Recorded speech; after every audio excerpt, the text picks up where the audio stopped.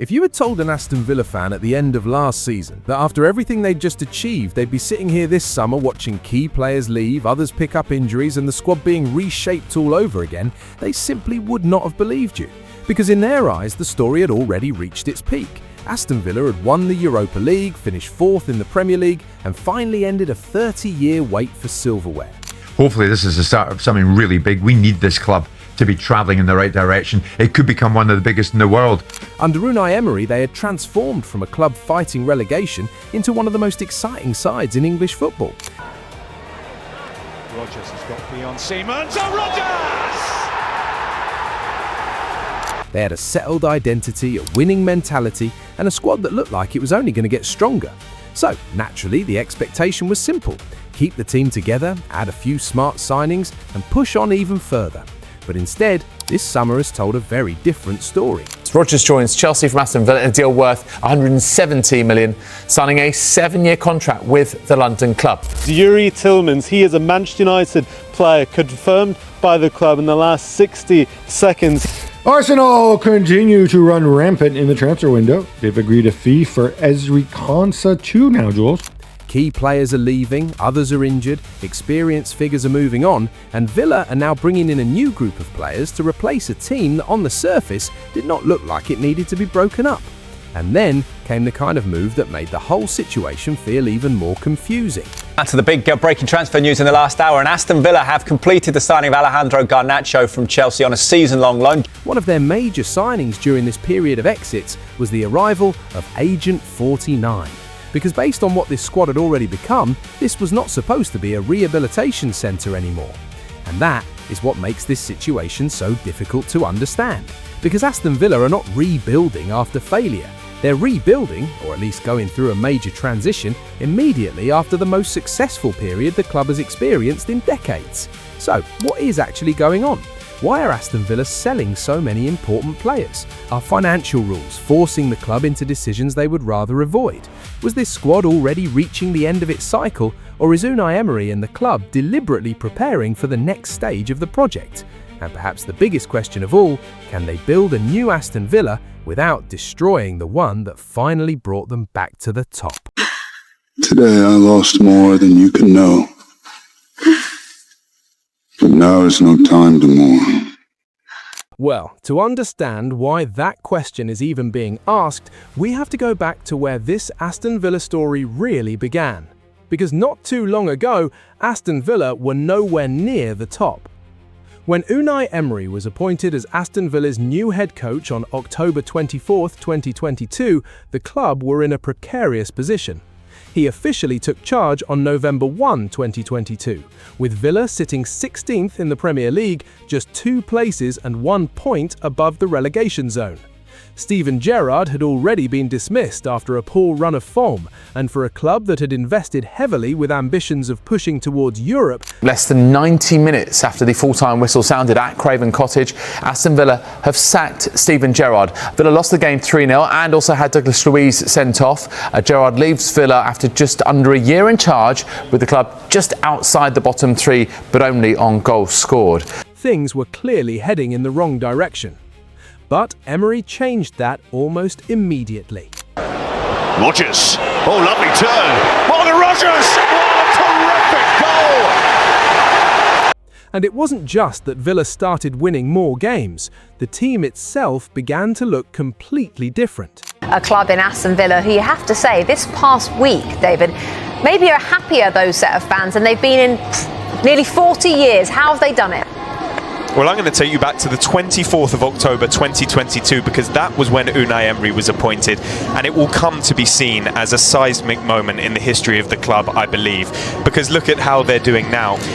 Under Gerrard, Villa had struggled to create chances and score goals, but Emery gave the team a clearer structure, made better use of the players already at his disposal, and gradually built a side that knew exactly what it was trying to do. This was the best possible scenario recommended to the owners. Try and get Unai Emery. Well, they went and did it. Nassef Sawiris and Wes Edens, they landed that top target, and they've never looked back since. In his first 25 league games, Villa won 15 of them, a remarkable turnaround that lifted them from relegation candidates to European contenders.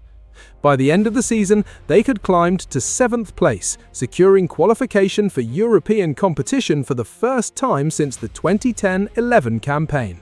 Players like Ollie Watkins, Douglas Luiz, John McGinn and Emiliano Martinez became central to that transformation. Others were brought in to fit Emery's ideas, and slowly the team started to take shape. Villa went from looking over their shoulders at the relegation battle to chasing European football. And they didn't just get there. They qualified for the Europa Conference League in Emery's first season, finished 4th the following year to reach the Champions League, and eventually ended a 30-year wait for a trophy by winning the Europa League. In just a few years, Aston Villa had gone from a club trying to survive in the Premier League to one competing with some of the biggest teams in England and Europe. And what made it even more impressive was that this success wasn't built around one transfer window or one breakout season. Emery had built a team. A real team. There was an identity to it. There were players who understood exactly what the manager wanted from them. There was experience running through the squad, but also quality, chemistry, and a growing belief that Aston Villa could beat almost anyone on their day. And over time, that belief started producing results. But this is where the story starts becoming a little more complicated. Because while Aston Villa were climbing, the team that was taking them there was also getting older. A number of Emery's most important players were already approaching the later stages of their careers. Others had been at the club for years.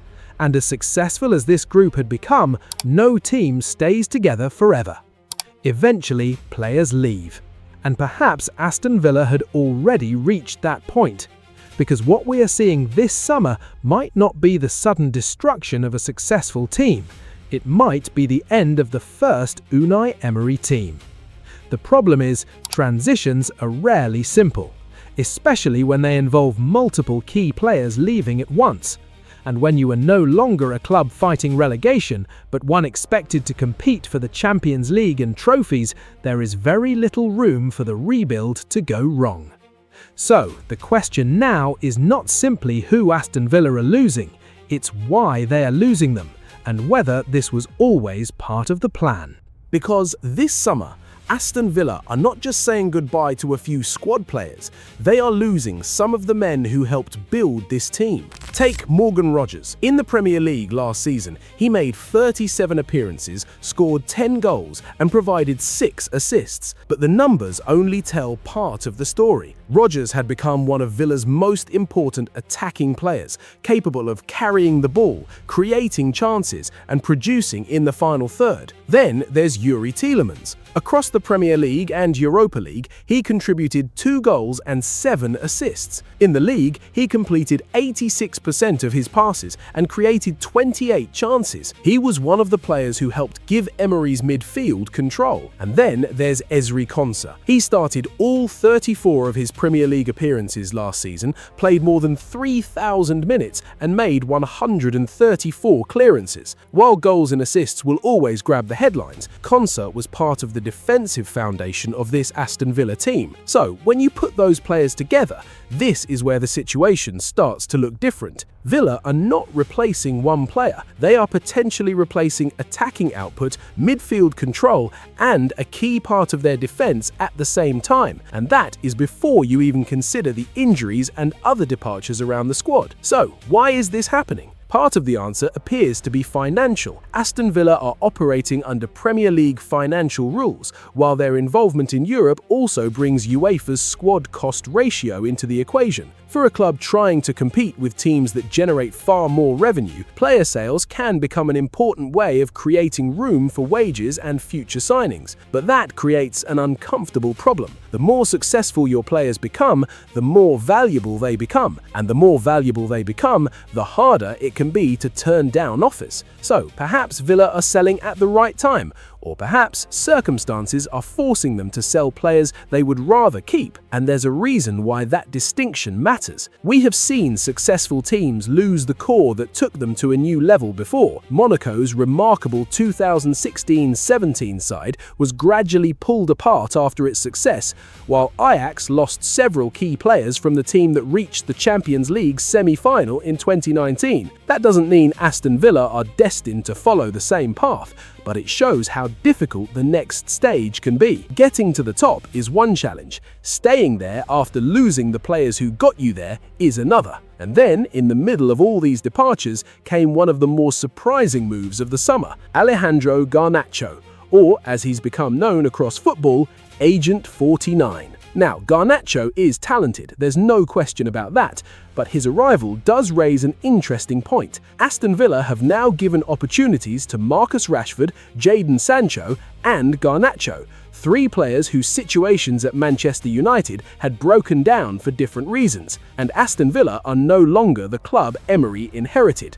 This is a team that has finished among the Premier League's best and won a European trophy. It cannot simply become the place where other clubs send their unwanted players to figure things out, which brings us back to the biggest question. Is Aston Villa deliberately moving on from the old Unai Emery team and building something younger? Or are financial pressure, injuries and player departures forcing the club into a rebuild much faster than they expected? Because selling the old team is one thing, finding the right players to build the next one is another. And this is where Aston Villa's summer starts to become clearer. They have brought in a new goalkeeper in Zion Suzuki. Matteo Ruggieri has arrived to strengthen the left side of the defence. João Gomes gives Emery another Premier League proven option in midfield. Yohan Manzambi and Modou Kebasise add younger options to the squad. And then, of course, there is Alejandro Garnacho. The point here is simple. Aston Villa are not trying to find another Morgan Rogers, another Yuri Tielemans, or another Ezri Konsa. They are building a different team, a younger team, and in some areas,